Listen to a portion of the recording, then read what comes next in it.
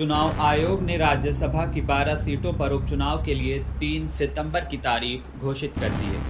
हरियाणा और जम्मू कश्मीर समेत 9 राज्य की इन 12 सीटों पर होने वाले चुनाव के लिए राजनीतिक दलों ने तैयारियां शुरू कर दी हैं। इन 12 सीटों पर कौन बाजी मारेगा ये तो वक्त ही बताएगा, लेकिन इस बार इन 12 सीटों पर रोमांचक मुकाबला होने की बात कही जा रही है। किसी सीट पर बीजेपी तो किसी सीट पर कांग्रेस मजबूत नजर आ रही है। आइए जानते हैं राज्यसभा के उपचुनाव से जुड़ी हर जानकारी विस्तार से। पहले बात करें कि कहां पर कितनी सीटें खाली हैं। महाराष्ट्र में राज्यसभा की 2 सीटें, बिहार में 2 सीटें, असम में 2 सीटें, त्रिपुरा में 1, हरियाणा में 1, राजस्थान में 1 और मध्य प्रदेश में 1, ओडिशा में 1 और तेलंगाना में 1 सीट खाली है।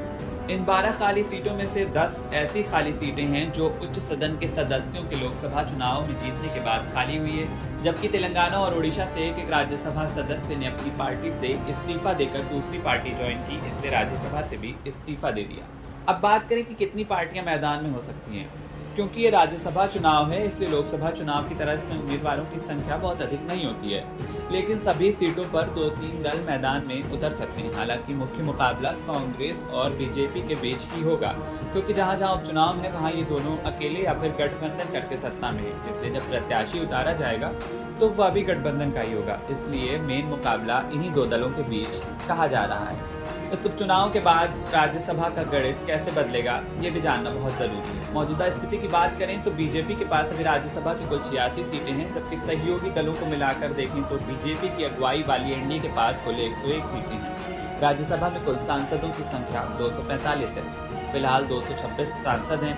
यहाँ बहुमत का आंकड़ा 114 है। अभी एनडीए बहुमत के आंकड़े से 13 सीट पीछे है। ऐसे में इन 12 सीटों के नतीजे बीजेपी के लिए काफी है। अगर बीजेपी को यहाँ सभी पर जीत मिल जाती है तो वह बहुमत के करीब होगी, जबकि कांग्रेस अगर 5-6 सीट पर भी जीत हासिल करती है तो वो बीजेपी को गठबंधन से दूर कर देगी।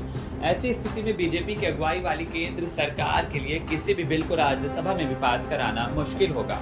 अगर बात करें तो इन 12 सीटों पर पहले क्या स्थिति थी, तो बीजेपी इन 12 सीटों पर सबसे आगे थी। उसके 7 राज्यसभा सांसद थे। महाराष्ट्र की दोनों सीटों पर बीजेपी का कब्जा था। बिहार में 1 सीट पर बीजेपी तो 1 सीट पर आरजेडी का कब्जा था। असम की दोनों ही सीटों पर बीजेपी ने जीत दर्ज की थी। मध्य प्रदेश की 1 सीट पर बीजेपी, त्रिपुरा की 1 सीट पर बीजेपी, हरियाणा की 1 सीट पर कांग्रेस और राजस्थान की 1 सीट पर भी कांग्रेस ने ही जीत दर्ज की थी। इसके अलावा तेलंगाना में हाल में के केशव राव ने भारत राष्ट्र समिति छोड़कर कांग्रेस ज्वाइन किया था, इसलिए उन्होंने इस्तीफा दिया। जबकि ओडिशा में बीजू जनता दल की सांसद ममता मोहंता ने बीजेपी की सदस्यता लेने के बाद राज्यसभा सीट छोड़ दी थी। मध्य प्रदेश और त्रिपुरा में भाजपा को मजबूत बताया जा रहा है। राजनीतिक विशेषज्ञों का कहना है कि लोकसभा चुनाव हो या विधानसभा चुनाव हो, जिस तरह से मध्य प्रदेश में भाजपा ने अब तक प्रदर्शन किया है, उससे स्थिति साफ है कि यहाँ पर भी भाजपा एक तरफा जीत दर्ज करते हुए नजर आ रही है। इसके अलावा त्रिपुरा में भी भाजपा मजबूत स्थिति में नजर आ रही है। अगर बात असम की करें तो वहाँ पर भी एक तरफा मुकाबले की बात कही जा रही है। विशेषज्ञों का कहना है कि भाजपा असम में भी काफी मजबूत स्थिति में नजर आती है। इसके अलावा पिछली बार भी दोनों सीटों पर भाजपा का ही कब्जा था। ऐसे में विशेषज्ञों का कहना है कि इस बार भी असम की दोनों सीटों पर भाजपा जीत दर्ज कर सकती है। राजस्थान में भी भाजपा आगे है। राजस्थान की 1 सीट पर राज्यसभा के उपचुनाव होने हैं। इस सीट पर भाजपा सबसे मजबूत बताई जा रही है। विशेषज्ञों का कहना है कि विधानसभा चुनाव और फिर लोकसभा चुनाव 2024 में पार्टी ने जिस तरह राजस्थान में प्रदर्शन किया है, उससे बीजेपी एक बार फिर यहाँ जीत दर्ज कर सकती है। वहीं महाराष्ट्र और बिहार में कड़ी टक्कर कही जा रही है। महाराष्ट्र और बिहार में कड़े मुकाबले की उम्मीद है। पिछली बार बिहार में 1 सीट पर आरजेडी और 1 पर बीजेपी को जीत मिली थी।